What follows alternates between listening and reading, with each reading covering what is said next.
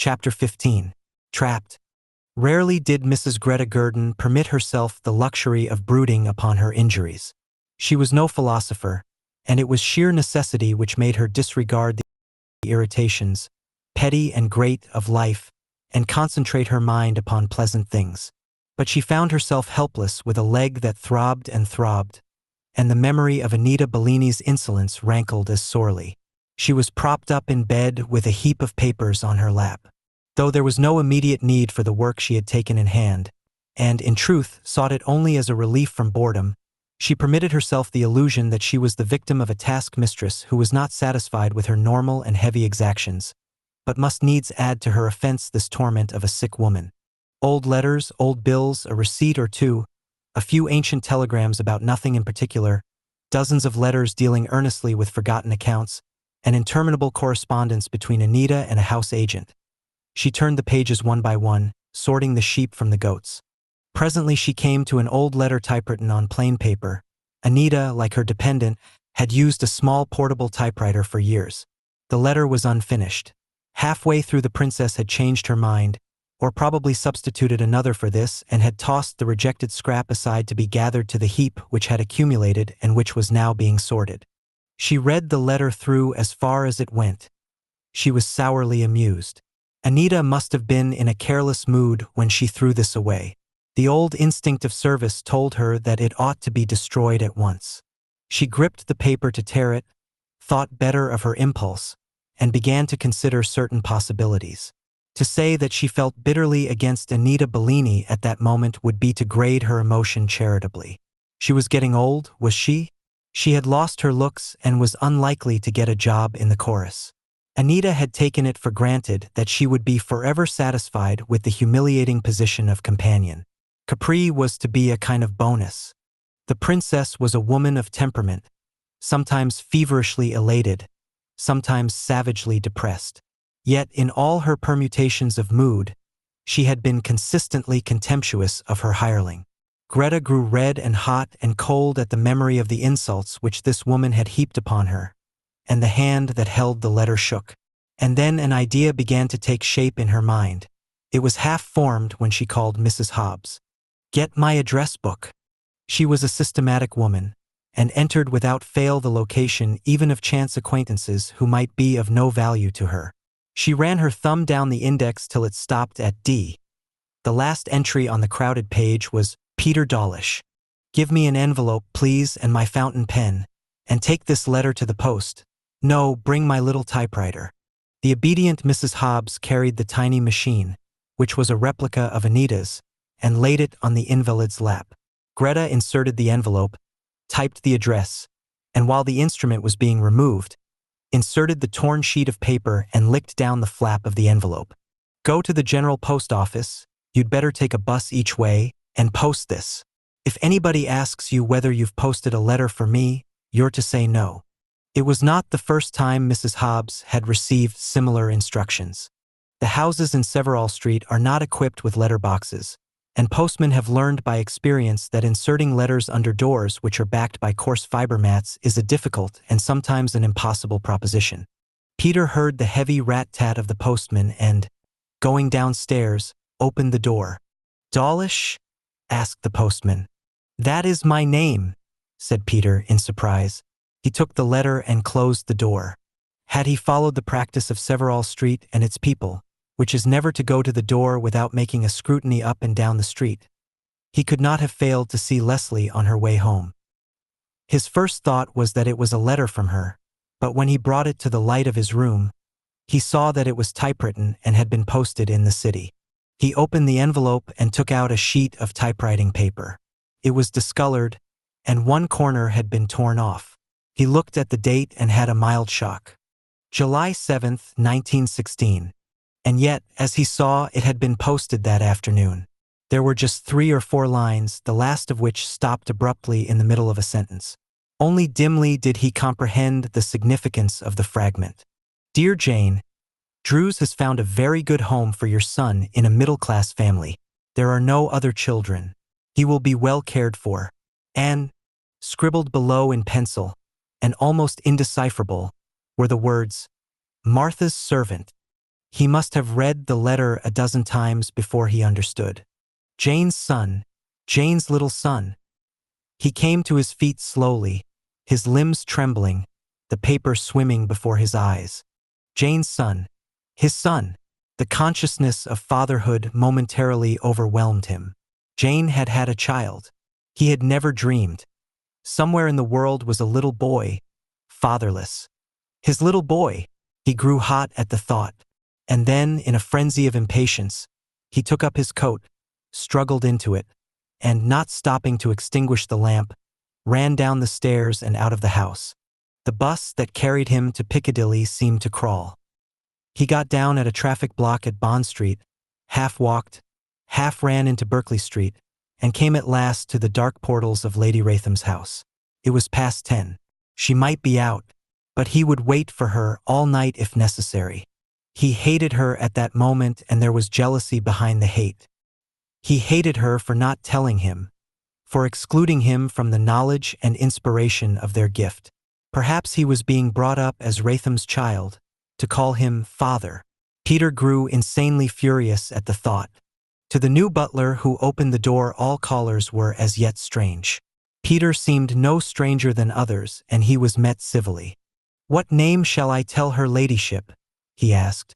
"Mr. Peter," said Peter after thought.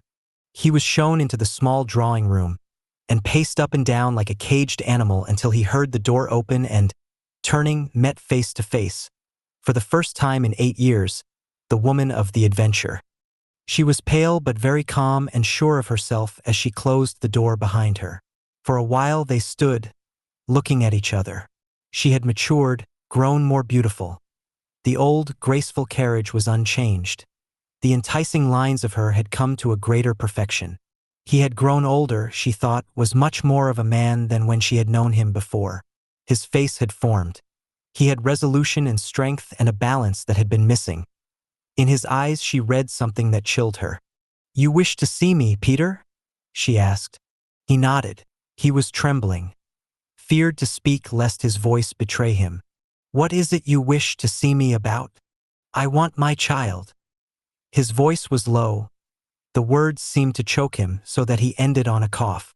"You want your child?" She shook her head so slightly that if he had not been watching her closely, the gesture would have escaped him. "Will you tell me what you mean?" She was fencing. She wanted time to take all this in. He had shocked her very badly. "Why pretend, Jane? You know what I want and what I mean. Where is our child?" She passed her hand wearily across her eyes. "I don't know," she said. She made no attempt to evade the question, accepted his knowledge, startling as it was. "I don't know. Is it worthwhile knowing? He is very happy. I did what was best, Peter. I told nobody. When I went to Reno—" "You have divorced me?" She did not answer. A lie trembled on her lips and was instantly rejected, impatiently. "No, I have not divorced you," she said. "They would not grant me a divorce because you had not been served with the papers, or something of the sort. I don't understand the law very well. I was a fool, of course." Another intense silence. "That puts me in your hands, doesn't it?" she went on. "Though I don't imagine you will." He stopped her with an impatient gesture. "I'm not thinking of you and I'm not thinking of myself," he said. "I am thinking of the boy. You don't know? Jane, you horrify me. You don't know where your own child—" "Good heavens! I thought he might not be here, but that you should tell me so quietly and calmly that you've lost track of him, as if he were a—" She shook her head. "I don't know. Honestly, Peter, I don't know. I was terrified when I knew he was coming. I just dimly remember seeing the little thing, and then they took him away. We had arranged it beforehand." "Who are we?" She hesitated. "Anita was very good to me, and so was Drews. It was only then I discovered that Drews was a woman.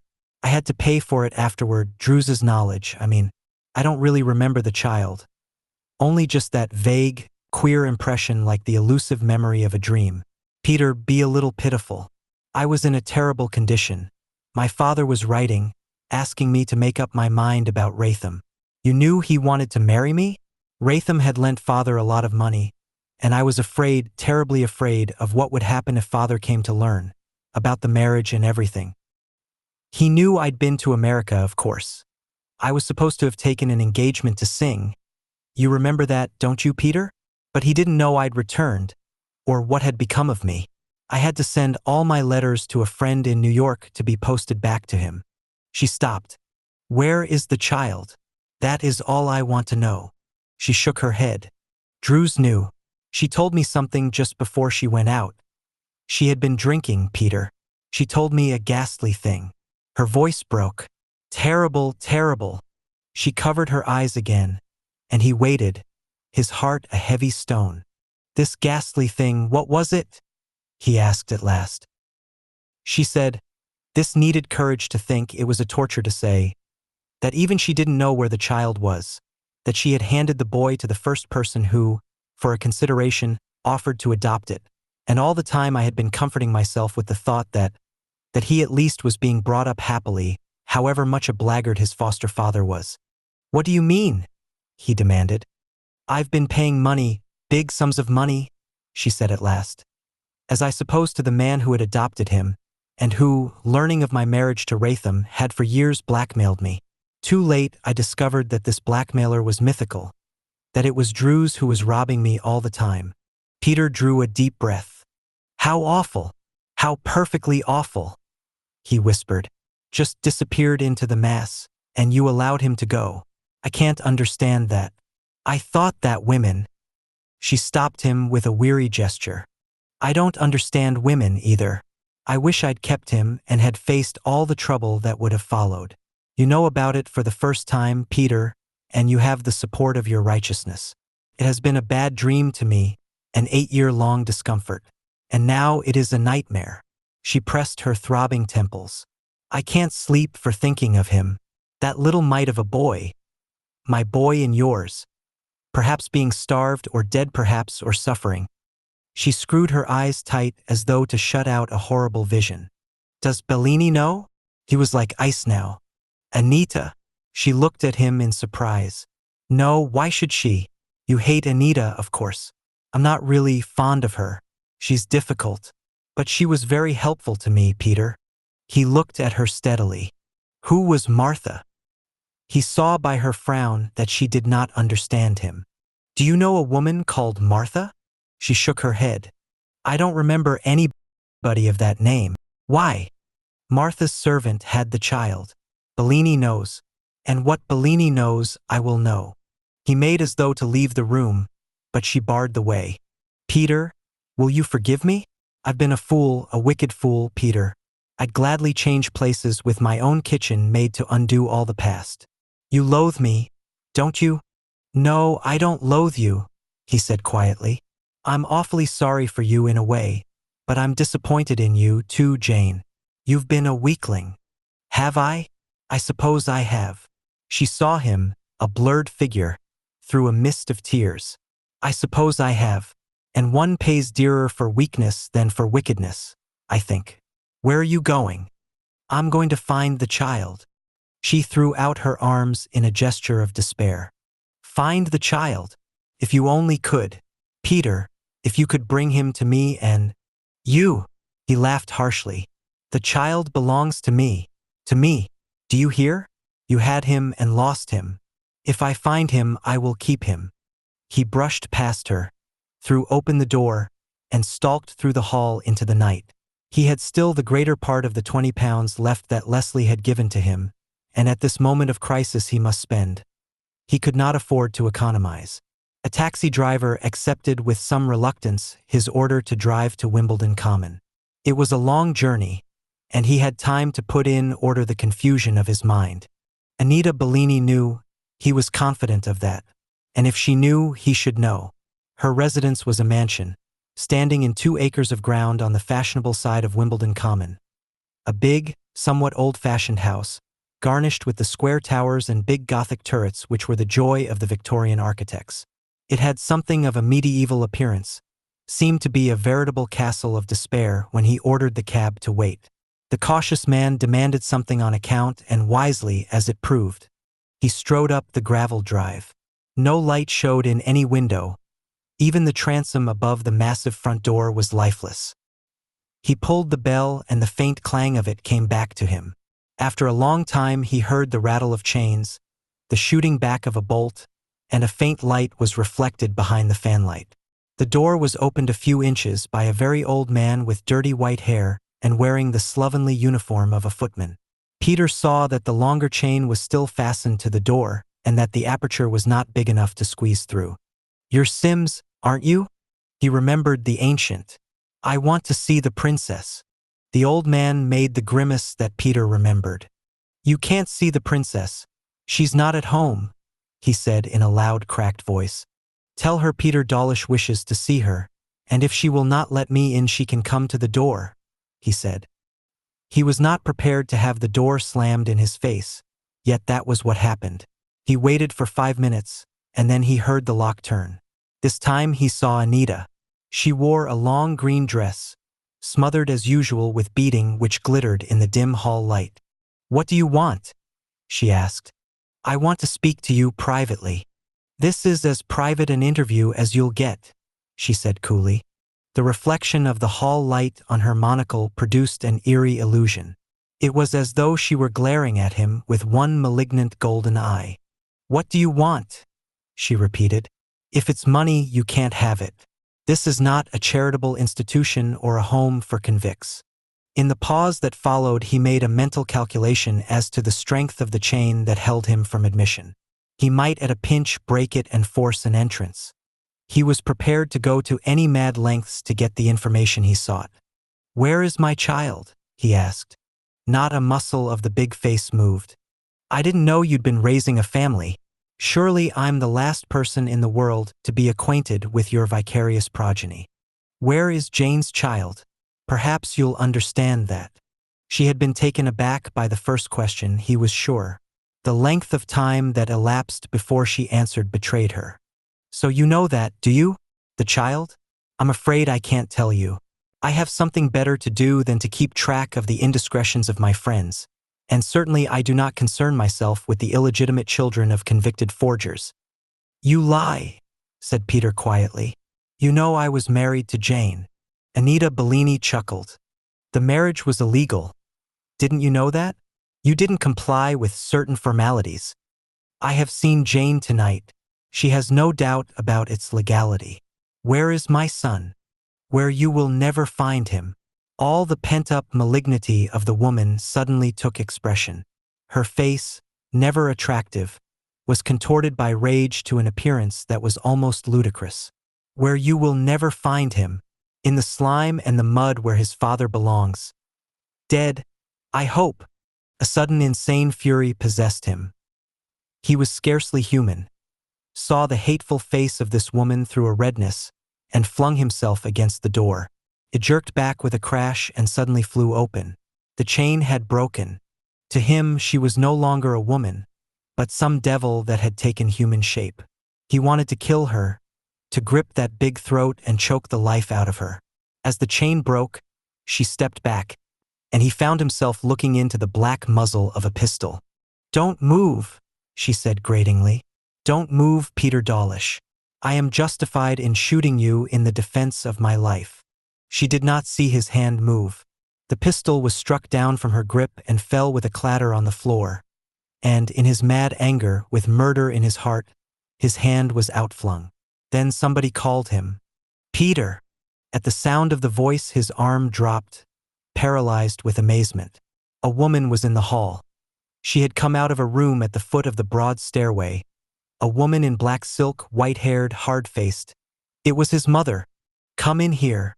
She pointed to the open door of the room, and he walked past her without another glance at Anita Bellini. She was shrinking back against the wall, frightened for the first time in her life. It was a small study furnished in the Oriental fashion.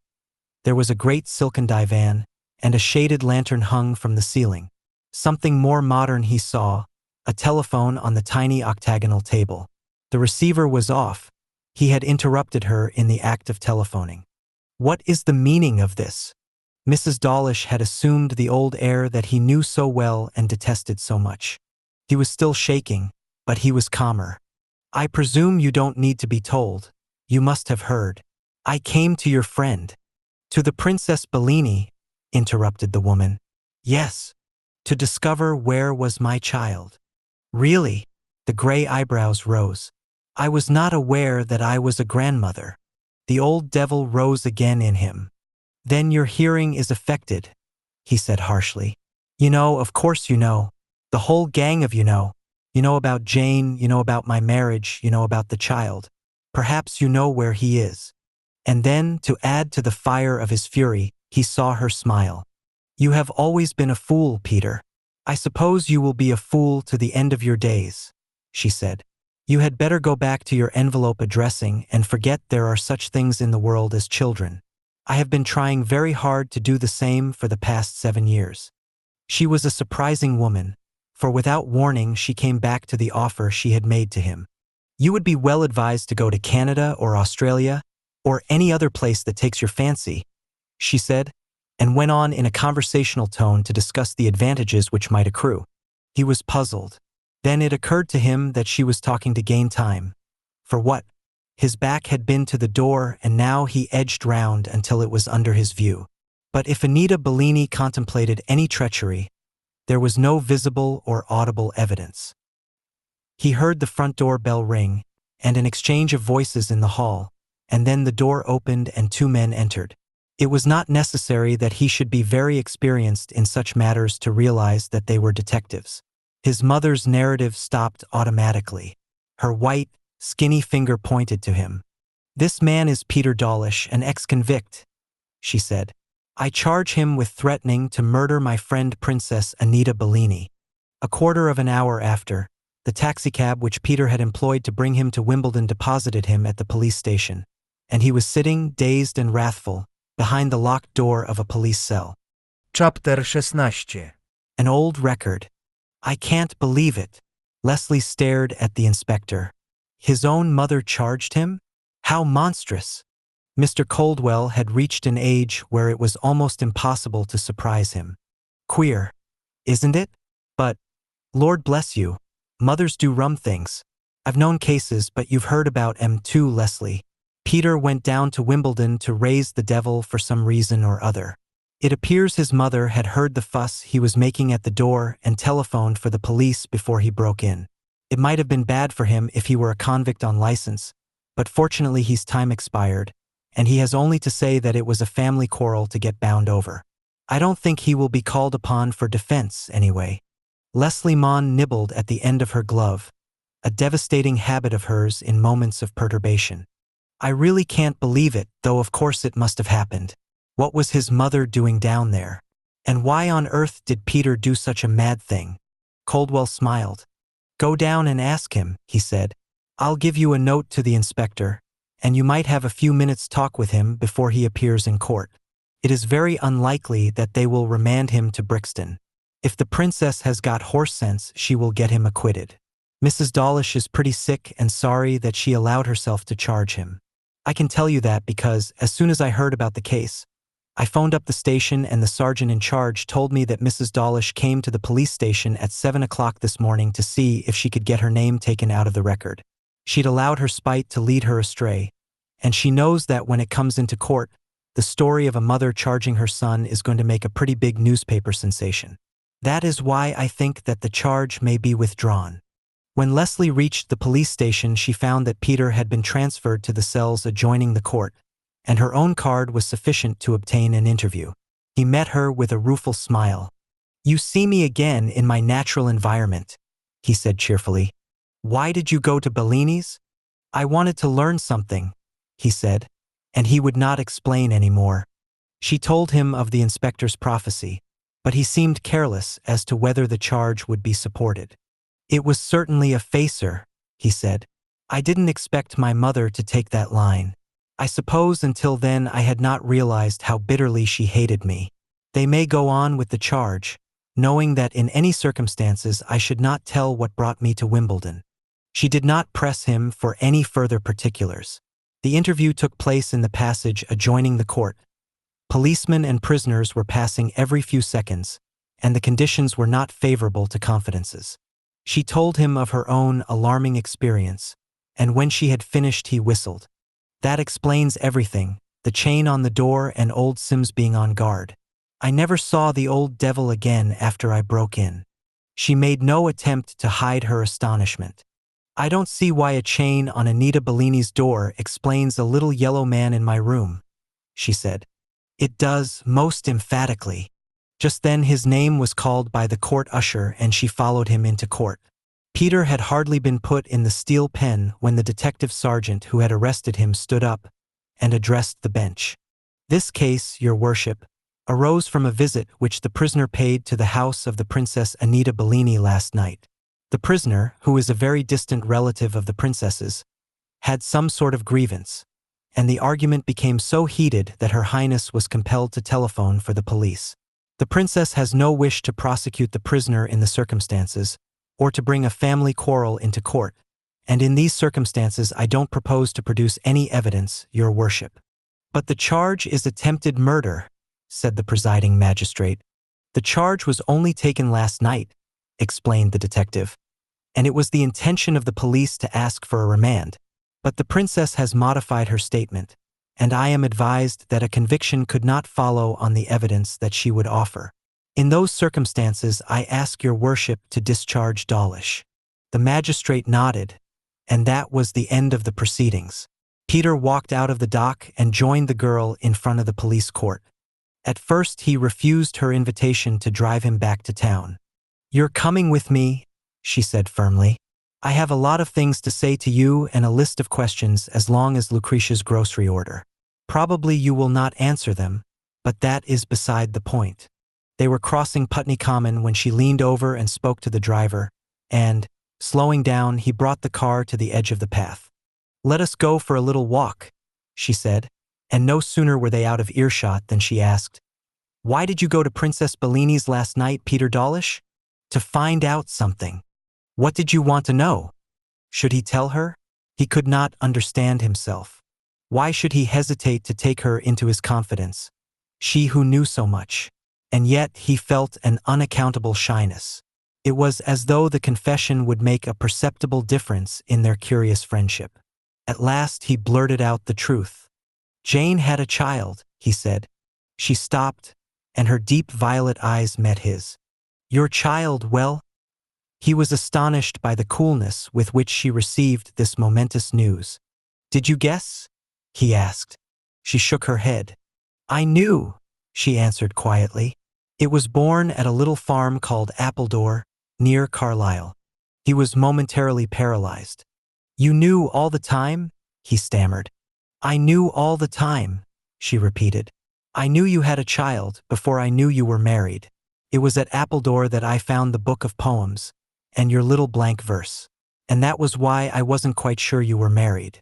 Naturally, she would call herself Mrs. Dawlish in the circumstances. They were passing a park bench and she caught his arm and drew him down. I'll tell you all about it, shall I? And when she added, I was spending a holiday in Cumberland, and I suppose it was fate that led me to this very farmhouse. The old lady, Mrs. Still, who owned the place, was a widow, and rather a garrulous old soul, but very kind. It was only natural she should tell me of the interesting people who had stayed with her. One of the most interesting was a pretty girl, whose baby was born in the very room I occupied. She came in February, before the season had started. There is a season in Cumberland, and stayed till the beginning of April. She called herself, it doesn't matter what she called herself, but it was not Jane Dawlish. The child was born on the 17th of March, St. Patrick's Day. The old lady, who was half Irish, remembered that fact because she had sent a bunch of shamrock up to the pretty lady the morning the child was born. Who was with her? Asked Peter huskily. 2 women, a nurse, and somebody who was obviously Anita Bellini. No doctor was called in. Apparently the other woman was a maternity nurse, and it was not necessary to call for medical assistance. My old Appledore lady never saw the baby. She wasn't even sure when it was taken away, but she thought it was on the 2nd day following the birth, because that was the day a man came from London. The man was obviously Drews. She arrived just before Mrs. Still went into Carlisle to do her midweek shopping, and when she returned Drews had gone. The old lady did not know that the baby had gone, too, until the end of the week, when she asked to be allowed to see it and was told that it had been sent off to a warmer climate. The only thing she knew was that it was a boy. The nurse had told her that, and the Appledore lady was rather disappointed because, as she said, the pretty lady had been praying and hoping for a girl. Why she should pray or hope for a baby of either sex is a little beyond me, but I have no reason to doubt the truth of the old lady's statement. She showed me very proudly a little book that the pretty young thing was in the habit of reading, a book of poems, and then I saw your ridiculous acrostic. Just about this time I was rather intrigued by certain things which had happened to Lady Wratham. We had, in fact, information at Scotland Yard that she was paying blackmail, and I naturally connected the two events. Her appearance here under an assumed name, the birth of the child, and the fact that she was paying out large sums of money from time to time for some unknown service. When, about an hour before I left the farm, old Mrs. Still said that she had heard one of the women speak about Peter, I was pretty sure that I was on the right track. Do you know the name of the nurse? Was it Martha? Martha! She sprang up and stared at him. Martha? What do you know about Martha? He was a little dumbfounded by the effect of his words. Tell me quickly, she said impatiently, and he produced from his pocket the letter he had received, and which had brought him to Jane Wratham. She looked at the penciled words. Martha's servant. That was Drew's sister, she said suddenly. She had the child. Peter, I am going on this new trail, and you mustn't interfere until I've followed this thing to the end. What do you think of me, I wonder? He asked. She eyed him steadily. What should I think of you? You're unfortunate, Peter Dawlish. I've told you that before. He shook his head with a wry smile. You don't know how fortunate I am, he said, and she laughed in spite of herself. Come back to the car, or we'll find ourselves indulging in an orgy of mutual self-pity. It did not occur to Peter that he should ask her why the self-pity should be mutual, but he never forgot her words. She dropped him in the center of London and, going on to Scotland Yard, interviewed her chief and received permission from him to take a day off. Her first step was to get into telephonic communication with the chief detective of Plymouth, who promised to call her up as soon as his inquiries were completed. Though she was on a holiday, there were many official interruptions. First there came the man who had arrested Mrs. Inglethorne to tell her that that unrepentant lady had been remanded, and to expose the red-faced woman's shocking history. Her maiden name had been Zemosser.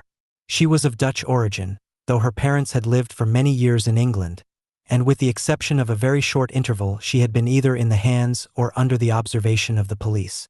She was a receiver and worse, had been convicted of shoplifting, and, except for one interval in her early youth when she seemed to have lived so respectable a life that the police had no trace of her, she had been in and out of prison since she was a child. What about the children? Asked Leslie, anticipating the reply. The sergeant laughed. One of them's hers. The others are what she calls adopted. That is to say, they have been inconvenient children of whom she has taken charge for a small weekly sum or for a larger payment cash down. The only one we have been able to trace is a little boy. For a moment wild hopes had surged up into Leslie's heart, but they were to die at his words. Oh, you've traced the boy? She said. She remembered the wizened little fellow who had looked up at her with big, sleepy eyes when she had made her incursion to the kitchen. Well, we've found his mother, at any rate. The other children mostly belong to poor little working-class girls. Are there many baby farmers in England? Thousands, said the officer, and her heart sank. They're supposed to be under police supervision, but of course they're not. There is no law to prevent anybody adopting a child, though the actual adoption is not recognized in law. There is no list of them? He shook his head. There may be a few hundred on the books. You would know that better yourself, Miss Mon, as you're at the yard. And then, unconsciously extinguishing her last lingering hope, I was once asked to trace a little baby that had been handed over to a farmer, but it is like looking for a needle in a haystack, trying to find an adopted child after trace has been lost of it, he said. A few of them drift into the workhouse schools. Most of them die. It doesn't pay the kind of woman who makes a living out of that sort of thing to feed them properly. There should be a state institution where unwanted children could be taken and cared for and become an asset to the country. He had been gone half an hour when the Plymouth call came through, and the news was not especially helpful. Martha Drews had qualified as a maternity nurse in the years '89 to '90, and had left the hospital to take up a private position as a general nurse. It was believed she had gone abroad, but there was no actual evidence of this fact except that the present matron, who remembered her, had received a postal card mailed at Port Said a month or two after Martha had gone away. There was also a rumor that she had married very well, to somebody who was variously described as a carpenter of Cape Town and a rancher in Australia. There was only one clue which was faintly promising. Martha was known to have registered herself in the books of a London agency, the name of which Leslie jotted down. As soon as the conversation was through, she searched the telephone directory for the nurses' agency. It was not there. Possibly it had been overwhelmed by competition and had died, as so many other agencies die, from sheer inanition. To make absolutely sure on this point, she called up one well-known woman agent and asked her a question. "Ashley's agency? Oh yes. It is now called the Central Nurses Bureau. In fact, we are Ashley's agency, though we never used that title." Leslie explained who she was and what she required. "If you'll come round, we will show you the old books, we still have them," was the encouraging reply. Leslie Mann put on her hat and coat and went out at once. Halfway down she remembered Mr. Coldwell's gift and went back to buckle on a most uncomfortable garter. The premises of the agency were off Regent Street, no great distance to walk, and she was there in 5 minutes. The secretary, who had replied to her telephone message, was already selecting the books for her inspection, and by great good fortune the first of these she had discovered contained the very information that the girl had asked for. "Yes, we have her on our books, Martha Drews. She applied to us before she left Plymouth Hospital apparently, for that is her original address, and we placed her in a situation in the early part of 1891. The secretary had opened the book and her finger pointed to a line. Leslie read. She found herself gripping tight to the edge of the table. Looking at her, the secretary saw that her eyes were blazing and wondered what there was in this simple record to engender such excitement. "It was the only job we ever got for her," she began. Leslie shook her head. "She would not want another," she said. Chapter 17. The Telltale Perfume. When Lady Wratham had begun a letter to her husband, the district messenger arrived with Leslie's note. His lordship, in his aimless way, had gone on to Bombay and was suffering from an old trouble of his, had written a very long letter describing minutely his many symptoms, and had expressed, this was unexpected, the desire that she should go out to him. She read Leslie's note. "Dear Jane, won't you come round and see me? I've got the whole day off, and there is a tremendous lot that I want to talk to you about, not as a poor apology for a policewoman, but as a very human girl who would love to smooth over some of the rough road you are treading. Lucretia has orders to say that I'm out and to admit nobody. I can give you a homemade lunch, and can promise that you will suffer no ill effects therefrom. Or we can lunch regally at or near the Carlton. Please come." Jane scribbled a note which was delivered to the waiting messenger, locked away her half-finished letter in the bureau, and went up into her room to change. Lucretia had no sooner ushered Jane in to Leslie when she burst out talking. "Did you see Peter?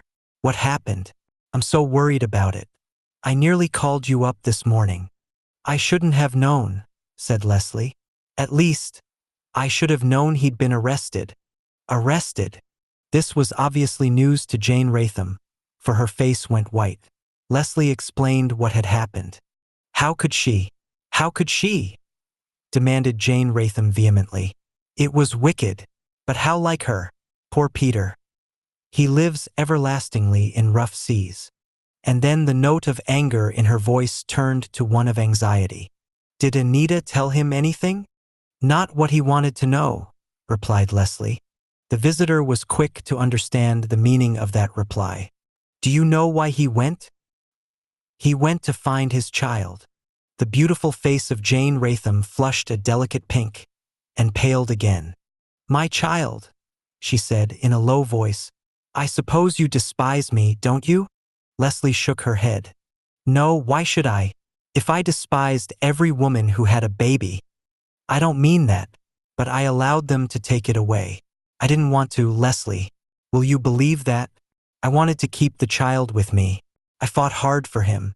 The compromise was a desperately weak one, but at least I gained that point." "What was the compromise?" Lady Wratham smiled faintly. If you didn't despise me before, you'll despise me now, she said. She was at the fireplace in her old attitude. Arm along the mantel, forehead resting on the back of her hand, her eyes fixed on the fire. They agreed to that. If it was a girl, I should keep her. If it was a boy, he should go away. A mad, wicked idea. So grossly unfair to the child. But I'm terribly tender toward girls. I can't see a girl suffer without experiencing a shriveled-up feeling inside. I wonder if you know what my girlhood was. If it had been a girl, I should have kept her with me and braved everything. But it was a boy, a wonderful boy. They told me of it afterward. I wish I'd seen him, known him, if only for a day. But then I should never, never have allowed him to go. She turned her face away and her shoulders shook. Leslie sat at the desk and drew fantastic, meaningless arabesques upon her blotting pad. And when that storm of sobbing had died down, she said, I suppose it is absurd to ask you if there is any clue by which the child could be traced? Of course you've explored every avenue. You've discovered nothing? Jane was manipulating her handkerchief, her back toward her, and there was finality in the shake of her head. No. I've already tried. I didn't tell Anita, but for months I've had detectives searching. I thought he was in a happy home, you know? I never dreamed that he'd been left. She could not go on. It was quite a long time before she mastered her emotion.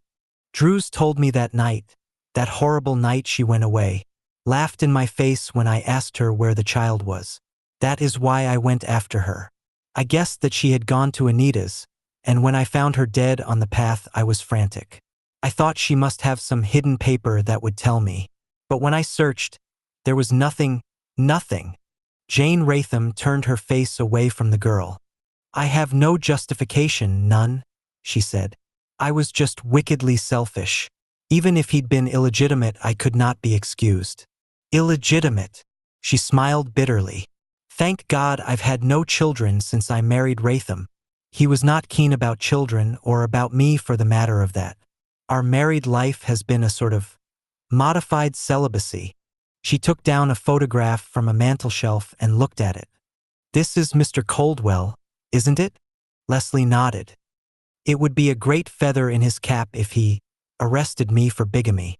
Mr. Coldwell is not frantically keen on feathers of that kind, Jane, said the girl loyally.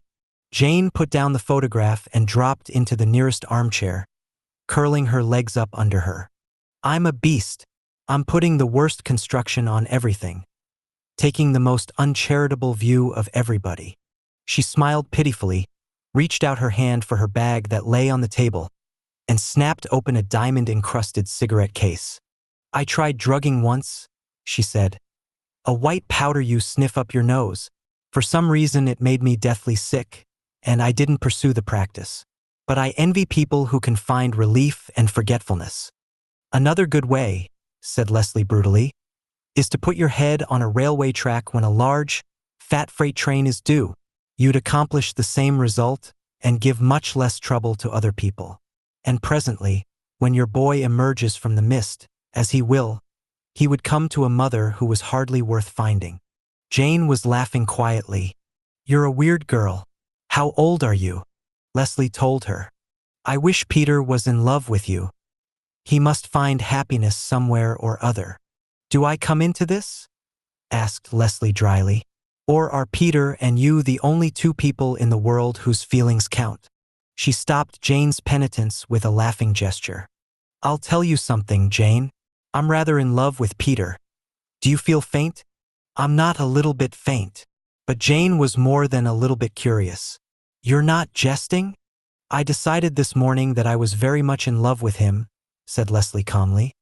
But I've thought a long time about it, and have reached the conclusion that it is rather my maternal instinct that is operating. I'm loving him in a motherly fashion, in fact. Sooner or later that boy of yours is going to be found, and then you've got to go to your husband and tell him the truth. She was watching Jane's face closely, ready to note and spring upon the first visible sign of repugnance. But Jane was listening, and listening, the girl realized her heart sinking with approval. And then Lord Ratham must give you up, and Peter and you must start afresh. Here was the first note of dissent. Jane shook her head. Peter is different, she said. I realized it when I saw him last night. He's not the same man. And can you wonder? Leslie, I never loved him. You'll think that's a horrible thing to say of the father of my child. He represented, I don't know, curiosity, I suppose, adventure, the grand hairpin turn of life, where so much is upset and smashed, so many hopes and ideals die. And he never loved me. He was infatuated and he was fond of me, and had a wonderful chivalrous feeling that he was rescuing me from something. That is half his trouble now, that he knows he didn't love me, and it makes him feel ugly and ashamed. You think the child may bring us together. I'm becoming quite a thought reader. But that sort of thing really doesn't happen, does it? Children really do not determine very much. Half the women who are divorced have children who love them and whom they love, but it didn't prevent things happening. I think Peter and I might be good friends, and the boy might love us both even though we were apart, for children give you back what you give to them. I could give him such a lot. With an impatient shake of her head, she sat up and walked resolutely to the window. Let us talk of rabbits, she said. How did you break this? She asked. For a new and unpainted sash had been put into the window space that morning. Never mind about that. A visitor put his head through it. Jane, you're taking rather a hopeless view of life, aren't you? The woman shrugged. My dear, what can happen? If this were a story and it wasn't real life, I should go away somewhere, contract a malignant fever and die to soft, slow music. But I refuse to offer myself up as a sacrifice in order that my story shall have a smooth and a happy ending. And if I die, Peter will endow me with all sorts of gentle qualities which I don't possess, and will pass the rest of his life in the twilight of melancholy. I know men. Leslie was laughing softly. She had too keen a sense of humor not to appreciate the fact that this entanglement had its funny side. Suddenly she became serious. There are only a few questions I want to ask you that I've never asked before. Did you give Drews your emerald necklace? Jane nodded. Yes, this mythical person wanted £30,000. I could only draw 20 without Ratham knowing. The necklace was worth 12,000, and I suggested that Drews should sell it. She jumped at the chance. I thought she had taken it away a week before she actually did. You can't account for the pendant being found in her hand? Jane shook her head. And you don't know where the rest of the chain is to be found? I am absolutely ignorant. I can't conceive how she met her death. It is only reasonable to suppose that she had a life and friends of whom I knew nothing. Where she went after she left my house, I do not know. I guessed she was going to Anita's because she would not leave England without saying goodbye. She was very much attached to Anita. How long after your baby was born were you married to Lord Ratham? Jane considered. About 10 months, she said. Did you go to Reno personally? Yes, Jane said. That was one of the queer coincidences of it all.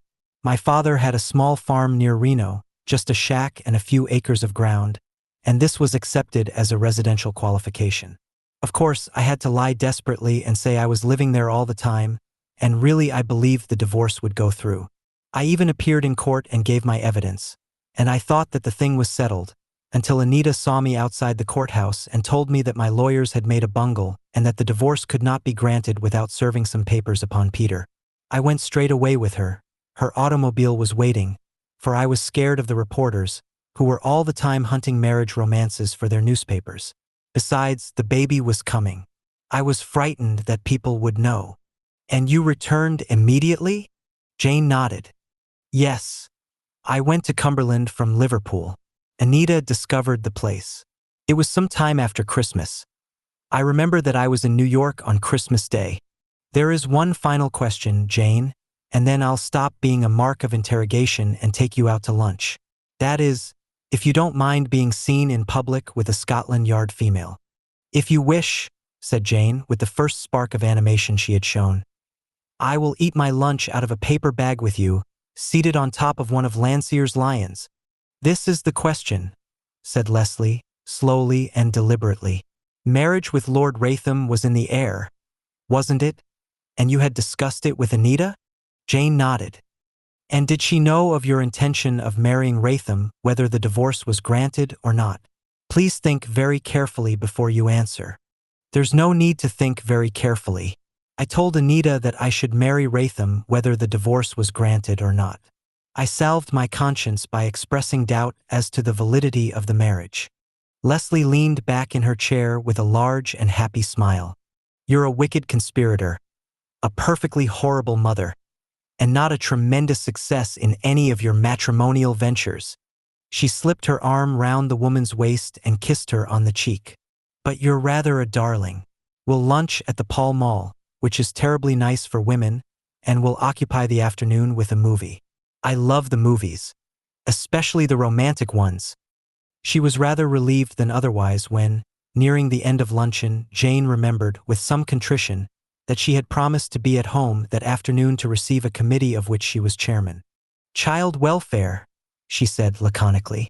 The angels weep every time I sit at the head of that board and dilate upon the duty of mothers. Ratham, in spite of queer little ways, is a dear where these societies are concerned, and he's fearfully in earnest about them.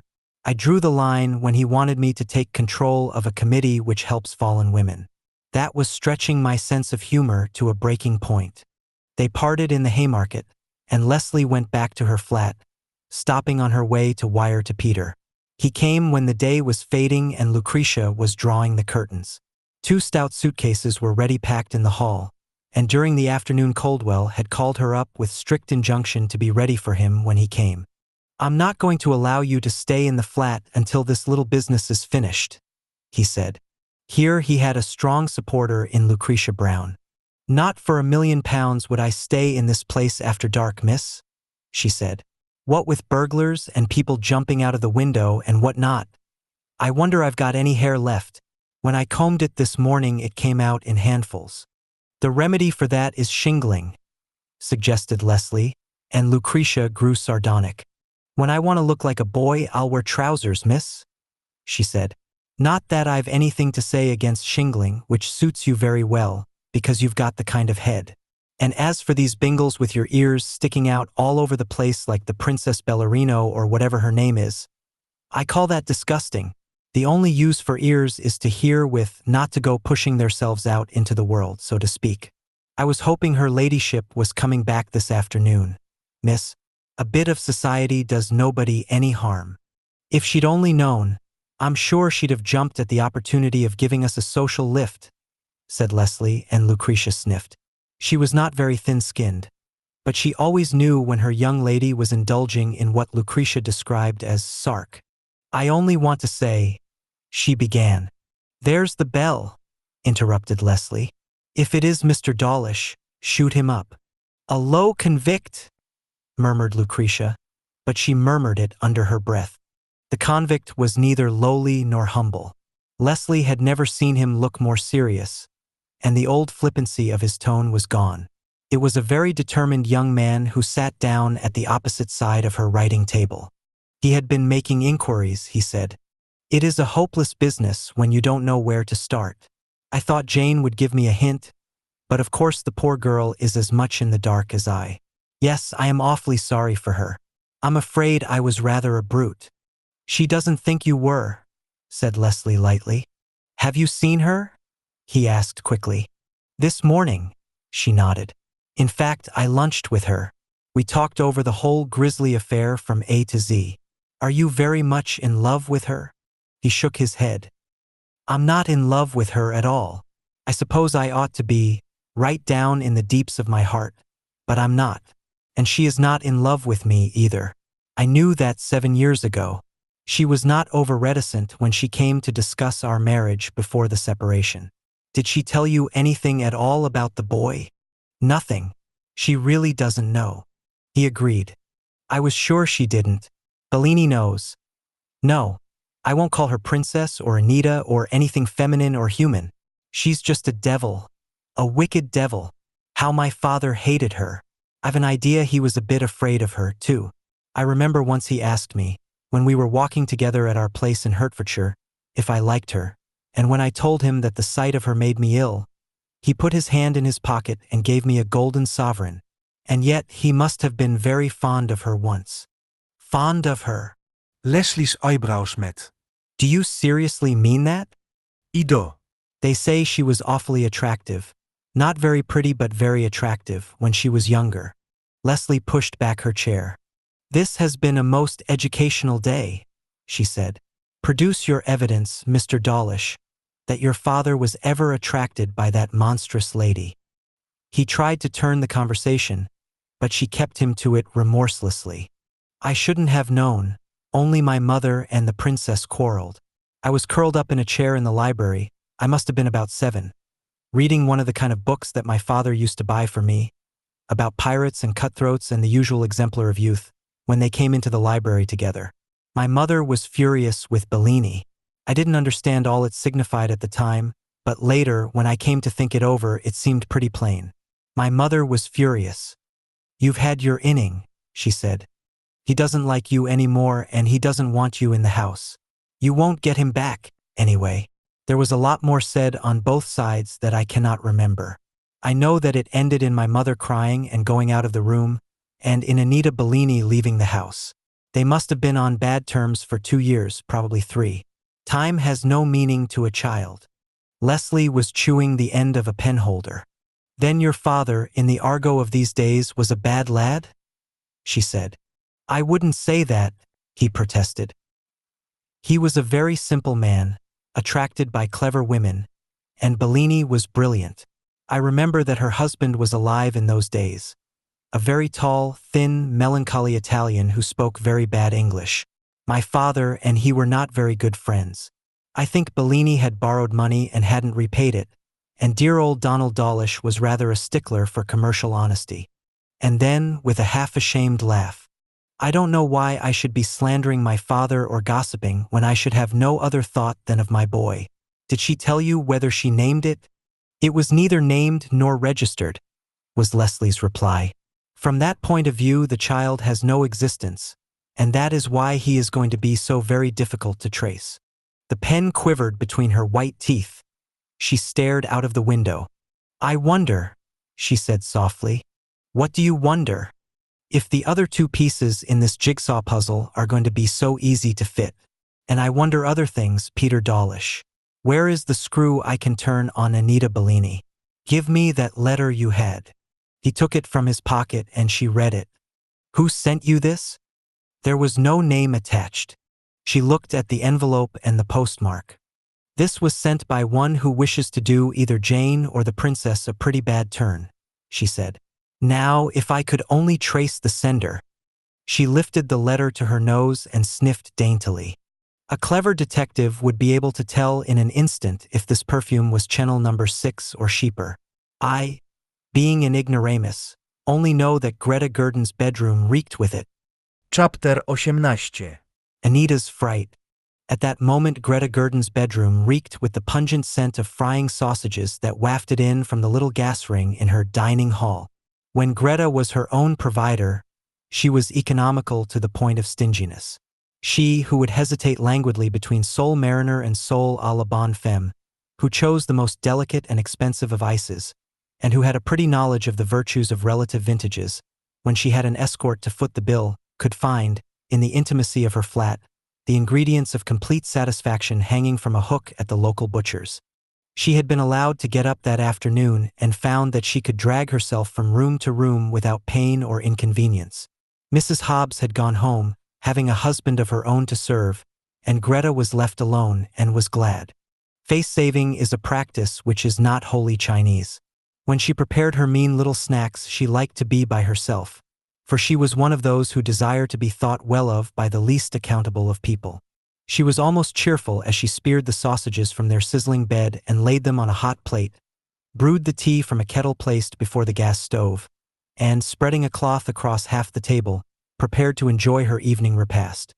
She had not heard from Anita since the woman's visit, and she had spent the greater part of the day regretting the spirit of malice which had induced her to send an 8-year-old sheet of paper to Peter Dawlish. Fortunately, Anita would never know. That was the one solace she had. What would Anita say if she discovered? Greta shuddered to think.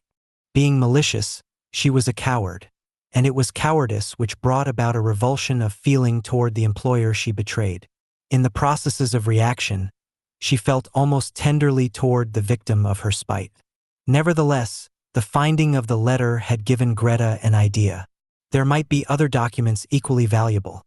Remembering that the day was near at hand when her sole legitimate source of income would perish in the inevitable liquidation of Mayfair gossip. It was all very well for Anita to sneer and rail at the paper, but it had been a very good friend of hers. There were two prominent announcements printed week after week in the pages of this scurrilous little organ. The first of these was called Stories of Real Life, and it was announced that for the sender of the best material from which such a story could be constructed there was a weekly reward of £25.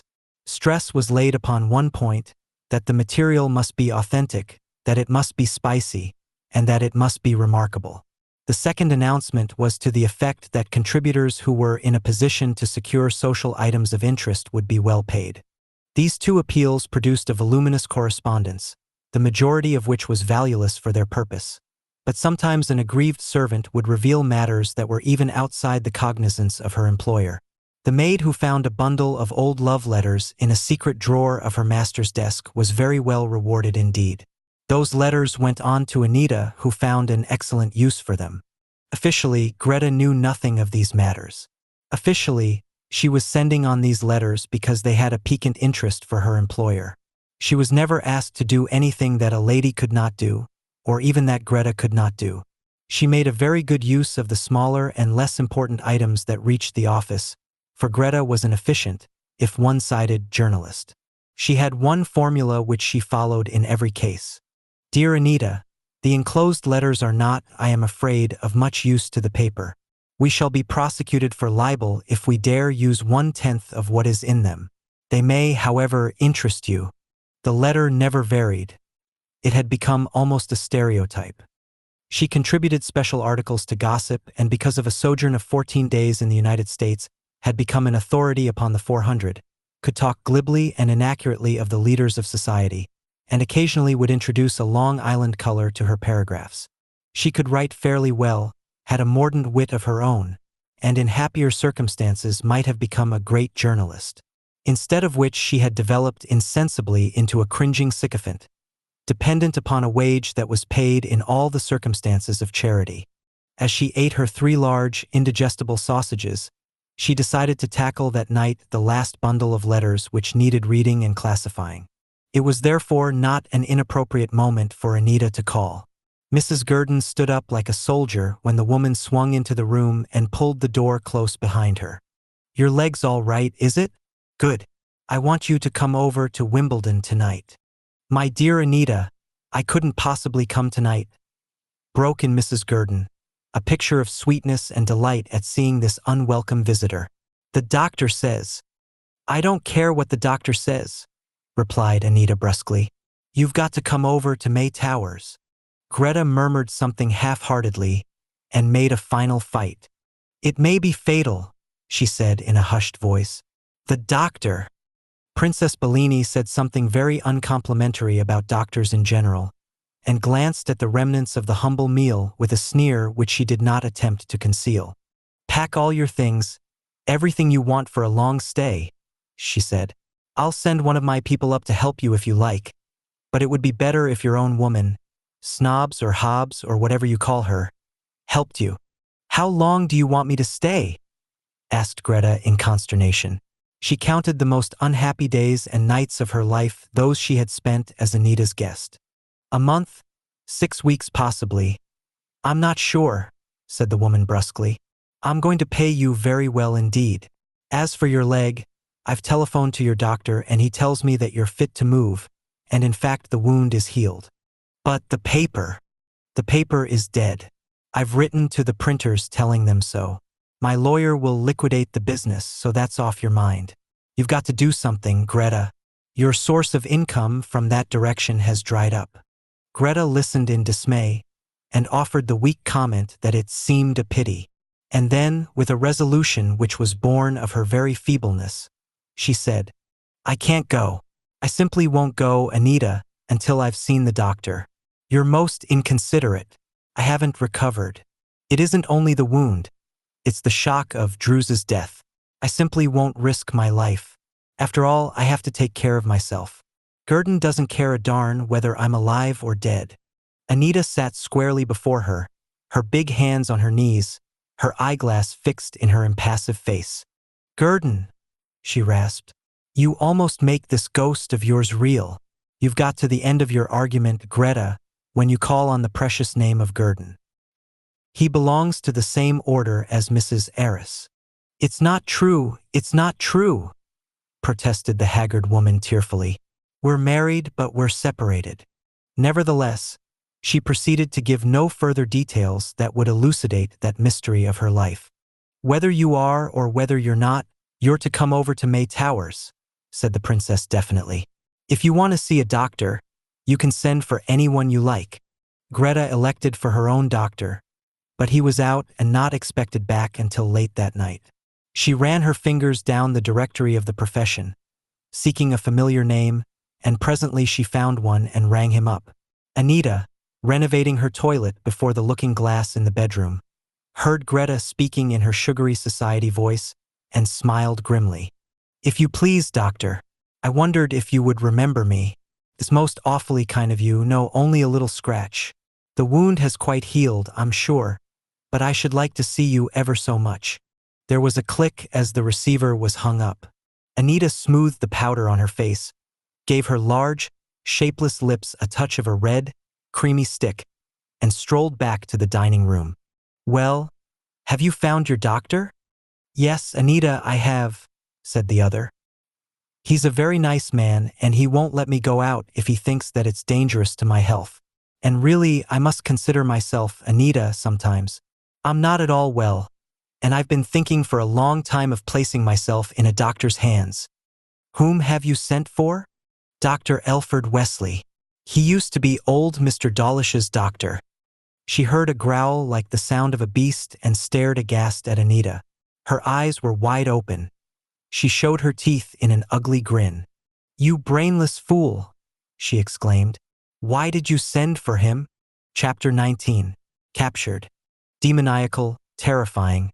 She towered above the frightened woman, and Greta cowered and held up her hand as though to ward off a blow. Get on the telephone, quick, and tell him he needn't come. Invent any excuse you like. Hurry. In a trembling voice, Greta called the number. He's gone, she said, and looked up at her mistress. All right, hang up, you fool. Anita was breathing quickly. New lines showed in her face. She looked like an old woman. Send somebody down to the door and tell him he needn't come. But Anita, wailed the other, I can't do that. I must see him, Nita. What a stupid thing you are.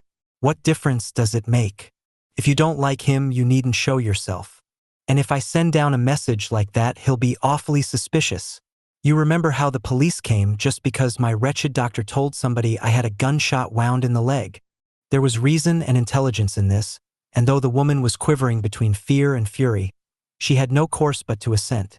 And when, 10 minutes later, the doctor's foot sounded on the stairs outside, Anita Bellini disappeared into the bedroom, but did not go beyond earshot. He was an elderly man, rather talkative and fussy, short and stout, with a cherubic face and short white side whiskers. Bless my soul, I remember you now, he said. He was one of the loud and jovial race of doctors that is fast dying out. I remember you very well. You used to be a friend of the Dawlishes, didn't you? Poor old Donald. What a good sort. Now let me look at this leg of yours. He examined the wound, which was little more than a scar, and, to Greta's dismay, pronounced her fit to travel. You'll have to take care of yourself for a week or two, he said conventionally, and returned to the topic his examination had interrupted. Yes, I was with old Donald 2 days before he died, from morning till night, hoping against hope that I could do something for him. For 24 hours I never stirred from his side. Poor old Donald. He died 6 hours after I left him with my dear friend, Sir Paul Grayley, one of the best doctors that ever lived. Old Dr. Wesley was blessed with this disposition, that all the people he knew were the best people that ever lived, and all who were bereft of his acquaintance came under the generic heading of poor souls. Very bad business about his boy, poor soul. He shook his hoary head. Terribly bad business. I didn't know Peter personally, never met him. But when I heard of this fearful thing he'd done, I said to myself, my boy, if the news has to be broken to Donald, you're the man to do it. He was very talkative, very delightful, very human. But Greta was annoyed with him and gave him little encouragement to stay. As for the woman standing in the darkness of the bedroom, had her wishes materialized, old Dr. Wesley would have been swept from the face of the earth. Presently he was gone, and she came out from her listening post. "Apparently you can move without dying," she said sarcastically. "Apparently I can, if I want to move." Greta's voice was husky. She was back in her last trench, conscious of a great shortage of ammunition. "And I don't want to move, and that's flat. I can't understand why you hate that dear old man. I admit he's fearfully chatty, but that's no reason why you should throw a fit at the mention of his name. When I want your opinion about my peculiarities, I will ask you for it," bullied Anita, and it was a wrong move, as she realized. Mrs. Gurdon shrugged her shoulders rapidly.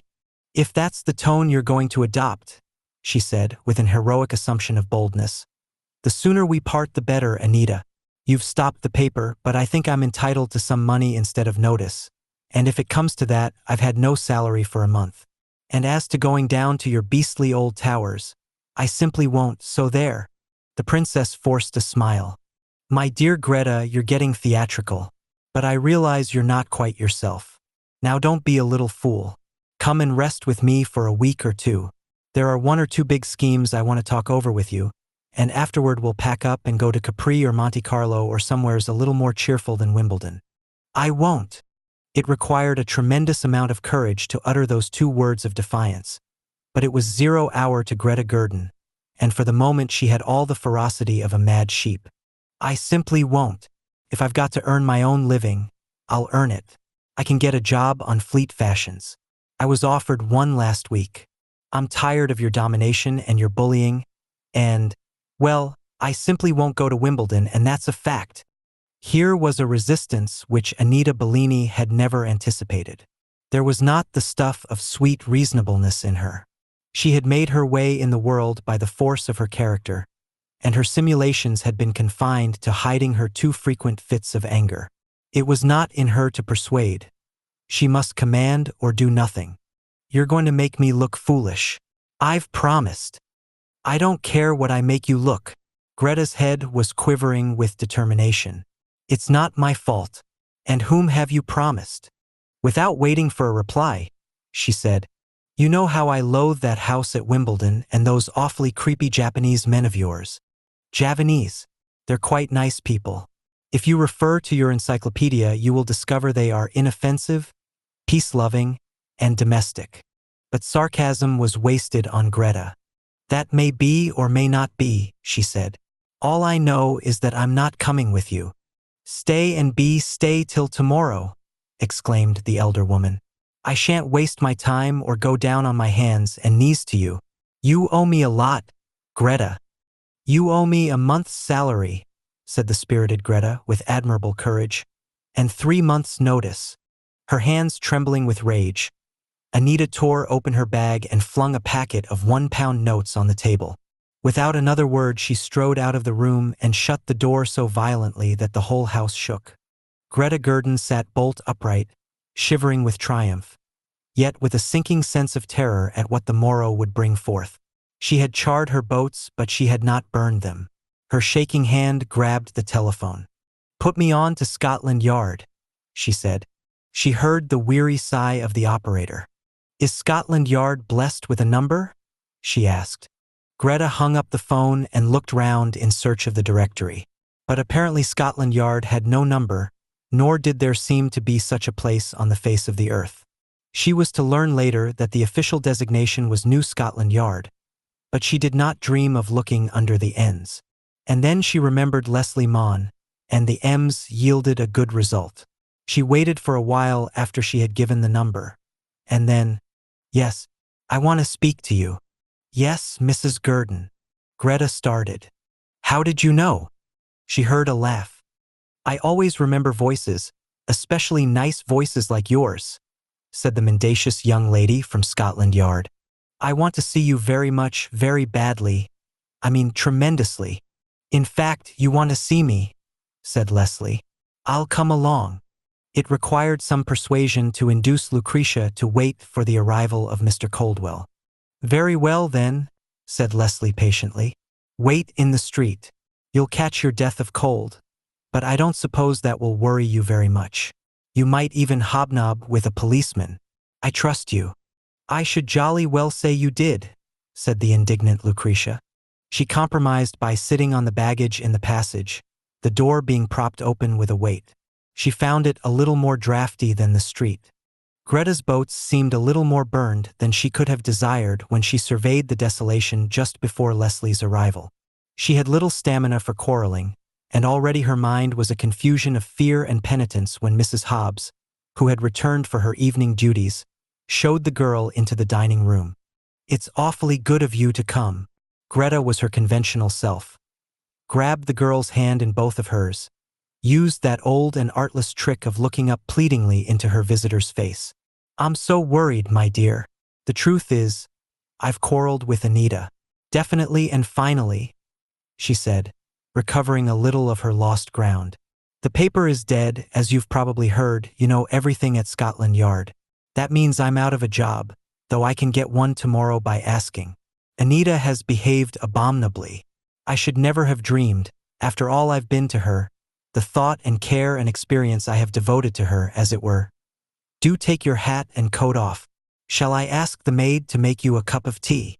Leslie, secretly amused, shook her head. She guessed that the woman had changed her mind since she first sent for her. It was hardly likely that she would trouble to telephone about one of those quarrels which, if her information was accurate, were not an infrequent occurrence between Greta Gurdon and the princess. Of course, I've nothing to tell you that would harm Anita. Mrs. Gurdon planted one foot firmly on shore and prepared, figuratively, to splash the waves of her venom with the other. But she's so peculiar, and such a temper. I shouldn't be surprised if she goes off in a fit of apoplexy one of these days. What is her trouble now? Greta could tell her this much, she decided, without disloyalty to her late employer. The very thought that she was late filled her with dismay. She wanted me to go to Wimbledon to stay there for a month, and I hate the place. I simply loathe it. I'm rather temperamental. I suppose all artists are, artists and literary people. And May Towers gives me the horrors. And, of course, she was terribly rude to me, in spite of the fact that I am far from well and my leg aches excruciatingly. Anita is the most unreasonable person. You've no idea, Miss Mon. Of course we quarreled, and I simply told her that I'd have no more to do with her. And then she made a fearful scene because I asked old Dr. Wesley to come up and see me and tell me whether I was fit to be moved. She practically cursed me for calling him. Really, I thought she was going mad. And he's such a dear old soul. Awfully talkative, of course, but a perfect gentleman and a kind man. Leslie was sitting at the other side of the table, her hands folded patiently, waiting for the real story to come. Now she leaned forward, her eyes upon the woman's face. Dr. Wesley? Was he the Dawlish's doctor? A very charming old man, but awfully fond of Mr. Dawlish. Except for 6 hours just before his death. He was with old Mr. Dawlish for a whole day and a night, never left his side. Leslie hardly heard the next 5 minutes' complaint, but when she came to bring her understanding to bear upon her hostess, Greta was not much nearer to the reason for her telephone message. If anything comes out, I can always say, and Anita must bear me out, that I never knew this wretched man was a woman. The first thing I saw was Anita and this man struggling, and I wanted to send for the police. And then those wretched men came in and tried to drag the pistol out of Drew's hand. Her hand, and there was I, lying on a sofa. Fainted, my dear, and with simply not a notion in the world that I was wounded. It may sound strange to you, but it is true. When I woke up, Anita was going on like somebody who had lost her head. It was simply ghastly. Did you see Drew's again? Greta shook her head. No. The language she used before the shooting started. Greta shuddered. I simply couldn't repeat half the words she employed. Of course, Anita sent me out of the room. Said she didn't know I was there. But just as I started to go out, my dear, bang! Mrs. Gurdon grew dramatic and illustrative. Bang! And then everything went dark. You know how it does, my dear. I can't understand quite, said Leslie. A few hours after the shooting, I found you at Lady Ratham's. She sent me, Anita, Mrs. Gurdon broke in. Go to Jane, but tell her nothing, said Anita. Find out all that you can about Drews. How they parted, if she threatened her. Those were her words. You know, Anita, she's, what is the word? Imperious. I didn't know whether I was on my head or my heels. Like that Mr. What's-his-name who's written a story about women. I simply had to, and not an idea in my head that a beastly bullet had gone into my leg. The doctor said that if I hadn't run about the wound would have healed right away. It was only when I got home, my dear, I nearly died. She paused to take breath. I suppose she'll come tomorrow and ask me to go back. I'm such a forgiving nature. If there is anything in life that you value, you will stay here, Mrs. Gurdon, said Leslie quietly. I don't want to frighten you, but I think it is my duty to warn you that the Princess Bellini's course is nearly run. As to Drews, she had never thought that Drews was murdered. Always she had had at the back of her mind the possibility of a struggle in which the shots were accidentally fired. There was a good and sufficient reason why Anita Bellini should not shoot the mock butler. When she reached her flat, the front door was closed. She opened it and turned on the passage light. Lucretia and the grips were gone. She saw with satisfaction. In the letter box was a blue-lettered cablegram, and she snatched it out and opened it. This was a reply to one she had sent on her way back from lunch, and she read the message and could have sung in her joy. She ran up the stairs, her mind divided between this blessed message and her interview with Greta Gurdon. Greta was in revolt. That much was clear. But how far would her rage and venom carry her toward a complete betrayal of her employer? As she passed the hall window, she noticed that the new safety catch was in place. Really, it was ridiculous to leave the flat at all, she thought. After that one attempt, it was not likely that a second would be made. She almost regretted now that she had agreed to Mr. Coldwell's plan. Throwing open the door of her sitting room, she put out her hand and turned the light switch, but the room remained in darkness. Had they replaced the fuses? She wondered, and walked into the room. There was no sound, no warning. A great hand suddenly gripped her throat. Another covered her mouth. She felt the pressure of a knee in her back and struggled desperately but unavailingly. "You scream, you killed," whispered a voice in her ear, and summoning all her strength, she tried to nod in agreement with the unspoken demand of her captor. The door closed softly behind her. There were two men. She felt her ankles gripped and lifted, and she was carried into the bedroom and laid on the bed. "You scream, you killed," said the voice again. The grip about her throat relaxed, but the evil-smelling hand was still on her face. "I won't scream," she managed to mumble, and the stifling palm was removed. "You scream, I cut your throat. You not scream, I not cut your throat. Not hurt." "I shan't scream," she said in a low voice. "May I get up, please?" There was a whispered consultation in a language which held some gutturals, and then the man who had first spoken said, "You sit on a chair. Keep very quiet, long time, long time." He gripped her by the arm and assisted her back to the dining room, guiding her to a chair, though there was enough light from a street lamp for her to pick her way. There were two men, little men. Their heads were not much above her shoulder. Broad, squat, and, as she had reason to know, immensely strong. She could not see their faces. By accident or arrangement, their backs were to the window. He who was evidently chief of the two said something in an unknown language, and his companion withdrew to the landing, and the hall and landing lights went out. Presently he came back, and, to her surprise, he was joined by a third.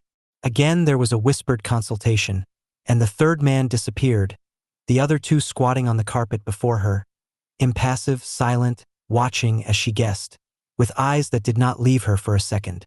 A quarter of an hour they sat thus, and then, "I speak English little bit. I hear English well," said the man. "I tell you trut. Last night you get throat cut. This night no hurt." He added a phrase she could not understand. "What are you going to do with me?" she asked. "Presently by and by," said the little man, after he had repeated her words slowly and had grasped their meaning. "You and me walk into car. While you walk you see peoples. If you speak to peoples I cut your throat." Very definite. but the repetition of the phrase amused her mildly. "You're rather monotonous, aren't you?" she asked. "And after I get into the car, what happens?" There was a pause while he took this in. "By and by you see," he said. The third man came back now, and she gathered that he was in reality the leading member of the gang. For on his word the two others vanished through the door and he took their place. "You won't be hurt unless you give us trouble," he said. To her surprise, he spoke in perfect English. "My patron requires you." "Who is your patron?" It gave her a sense of comfort to know that this queer little shape could understand all she said and could converse intelligently. It made him less of a strange and menacing animal and removed some of the terror from the situation. And it delayed the moment when she would find her cumbersome garter a vital safeguard. "I cannot answer your questions, miss," he replied. "But you will not be hurt. Last night you would have been killed, I myself would have killed you, but that is not the order today. If you are sensible and quiet, nothing will happen." He stood up and looked out of the window. Neither the shades nor the curtains had been drawn, and he could see to the opposite side of the road. "I must tell you what will occur," he said. He had a trick of pedantry which might have amused her at any other time. "This house is being watched by the police. After a while they will grow tired and careless, and then my friend will signal to me that they have walked away. When that happens we will go." She could not see him. She could only guess that his friend was one of the two.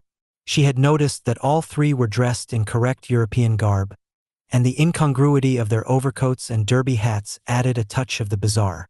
"Will you therefore sit nearer to the window at your writing place? If the telephone rings, you will not answer." So they sat, he on one side of the table and she on the other, his eyes roving to the sidewalk, and from the sidewalk to his prisoner. She saw the limousine stream past on their way to the theaters, and wondered if, on any stage in London, there would be enacted a drama quite as improbable as this in which she played a leading part. After a long interval of silence, "I suppose you realize that, when I do not arrive at Mr. Coldwell's house, he will either telephone or come back for me?" He nodded. "We have already made provision," he said simply. "We have sent him a telegram in your name, saying that you have been called away to—" He hesitated. "I cannot remember the town. It is in the west and is on the sea." "Plymouth?" she asked quickly. "Plymouth," he said. "The telegram also told him your hotel. Plymouth is very far, and by the time he discovers you have not arrived—" A pause. "By that time you will not be here." "Where shall I be?" she asked. But the only answer was a strange, solemn glance. Chapter 20. A silk shawl. Children. Little Elizabeth and that unseen boy of his. Peter Dawlish walked up and down his cramped room, his hands in his pockets, an unlighted cigarette between his lips. The hopelessness of it all. Where and how could he begin his search? That baby of his belonged to the world of unreality, to the mists of dreams. Elizabeth was real. He could see those wide, frightened eyes of hers, the transparent pallor of her face. He shut his eyes and there she was again, frail, delicate, pleading for help he was powerless to give. He was alone in the house. Through the thin partition walls which separated one jerry-built cottage from the other, he heard the sound of a man and a wife quarreling. In the street a boy was whistling flatly a popular tune. If Mrs. Inglethorne were here, he would have the truth, though he had to choke it from her. Who else would know but she? He had been such a short time in the lodging that he was not even acquainted with her friends. The slinking little thieves who came to barter and haggle over the property they had stolen knew no more of her than that she was a mean and grinding bargainer. She had no cronies to come and spend the evening with her. By very reason of her peculiar business, she could not risk the giving or taking of confidences. The police had been to the house and made a perfunctory search, their object being to discover other evidence against her. But they had looked only for articles of value which she might have purchased. Lengths of cloth and silk, she specialized in this trade, and they were not particularly concerned about Elizabeth. Nobody cared very much about Elizabeth except Leslie and he. This thought occurred to him as he walked to and fro, and thought breeds thought. Might he not, searching with another object, discover what they had overlooked? One fragment of a clue that would bring him to the child? Why should he be concerned? What legal or moral right had he to detach Mrs. Inglethorne's daughter from her legal guardian? He considered this matter only to brush it aside. Presently he carried the lamp downstairs, with the faintly pleasurable hope which comes to all who engage in secret searches. The woman's room was accessible. The lock he had broken had not been repaired. He went in, put the lamp on the mantelpiece and looked around. Search parties usually leave chaos behind them, but the police in their investigation had, if anything, tidied the room. There were a number of dresses, obviously the woman's, stacked on the bed. 2 oleographs that once decorated the wall had been lifted down. Clean squares on the wallpaper marked their old position. By the side of the clothes was a square wooden box, of the kind that soldiers use for the transportation of their possessions. This had been opened and was unlocked. The lid had jammed upon a wedge of cloth as it had been closed, and there was a gap of an inch. Where would a woman like Mrs. Inglethorne keep papers? Or did she keep papers at all? He tried to remember the habits of her type, acquired at second hand from his fortuitous acquaintances in Dartmoor prison. Under her bed? But the police had obviously rolled up the mattress and made that elementary examination. There was nothing here, nothing. He opened the big black box disparagingly. And then he saw, with a quickening interest, that the inside of the lid was almost covered by newspaper cuttings which had been pasted on the wood. Here was revealed Mrs. Inglethorne's scrapbook, and incidentally her favorite daydream.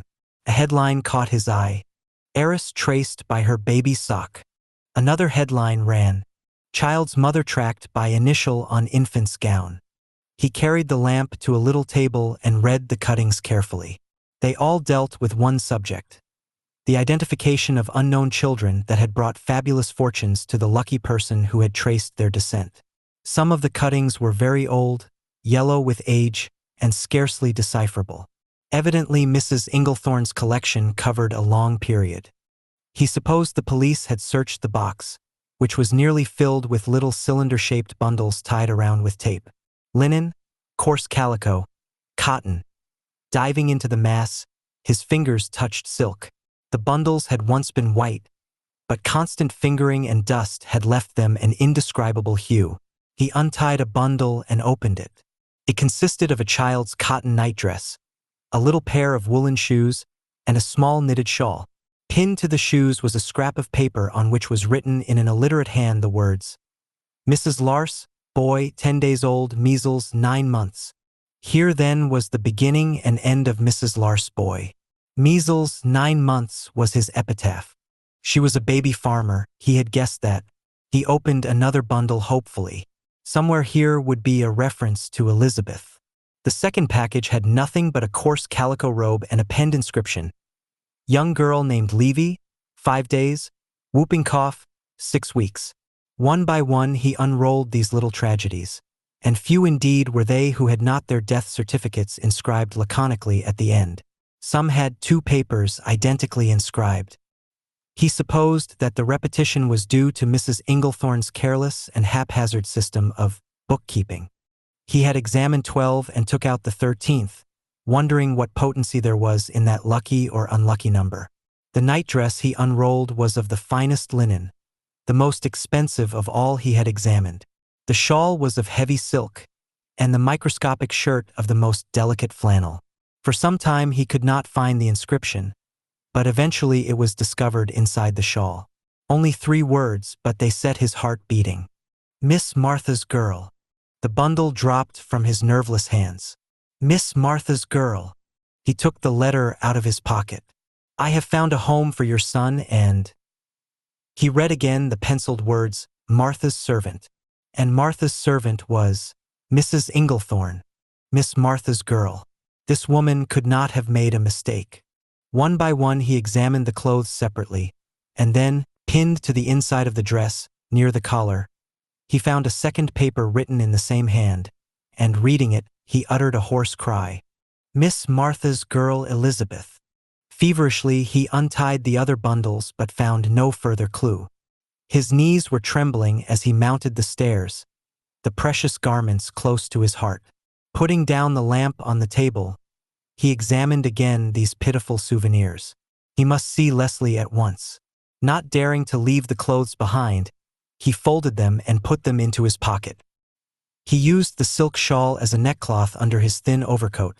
The night was bitterly cold, but it was not the warmth of the soft fabric which brought a glow to his heart. The windows of the flat were in darkness, but he remembered that they had heavy velvet curtains, and possibly they were drawn. Ringing the bell, he waited. There was no answer. He rang again, and then a man appeared from a nearby doorway and strolled up to him. "Who do you want?" he asked in a tone of authority. Peter guessed that he was a detective. "I want Miss Mon. My name is Dawlish." "Oh, Dawlish, yes. Miss Mon isn't in. She is staying at Inspector Coldwell's house in Finchley. There is nobody in the flat." He did not hide his disappointment. He was so full of his discovery that he had to tell somebody. He had to see her. The detective gave him the inspector's address and he walked across the Charing Cross Road, intending to make his way to the tube station. He reached the other side of the road, and then something made him look back at the windows of her apartments. And in that instant he saw a quick flicker of light, as though somebody had turned on an electric hand lamp for the fraction of a second and had extinguished it immediately. Peter stopped. Somebody was in Leslie's room. He walked slowly across the road. The detective had disappeared. Was, in point of fact, walking to the back of the block to visit his fellow watcher. As Peter stood, hesitating, he saw the street door move slightly, and acting on an impulse, he pushed it wide open and took one step into the darkness. "Who's there?" he said, and that was all that he remembered. Something soft and heavy fell with a thud on his head, crushing his soft hat as though it were paper. He stumbled on to his knees, and a second blow laid him prostrate, the blood trickling down his face and staining the soft silk that had once enwrapped his child. There were no loiterers in Charing Cross Road that bitter night, when a chill northwest wind sent people hurrying to the shelter of their homes.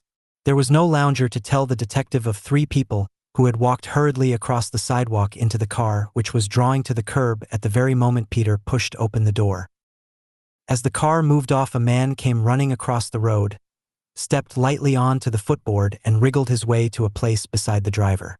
The car was held up outside the Hippodrome, but only for a few seconds, and then, turning, it sped wheezily along Coventry Street.